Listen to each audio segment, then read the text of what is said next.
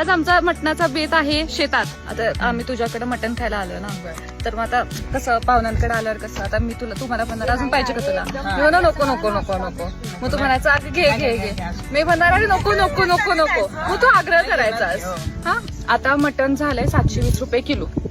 हा ते परवडायचं नाही. माझी पोरं होतोपर्यंत, माझं लग्न होतोपर्यंत मला वाटत नाही मला परवडणार. 2 गोष्टी काढल्यात. एक तर मी शेळी पालन स्वतः चालू करणार, कारण कसं परवडणार हा, किंवा मी पोरांना माझ्या व्हेज खायला घालणार. त्यांना सांगणार मटण खायचं नाही, नॉनव्हेज असं नाही, मग ती खाणार नाहीत नॉनव्हेज, मी एकटी खाणार माझं वाट्याचं. पोरं गुडगुडीत झाली पाहिजे, पोरं अशी छलकानी नको आहेत आपल्याला. तुला काय वाटतं? बाकी चिल्ली पिल्ली पण मम्मी सारखी व्हायला पाहिजे असं मला वाटतं. मम्मी सारखी. तुला काय वाटतं तुम्हाला? तुझी काय म्हणतो जनरेशनल हे पुढे जाऊ दे, तू शेती पाळ. एवढ्या छान लंच साठी थँक्यू सो मच. धन्यवाद.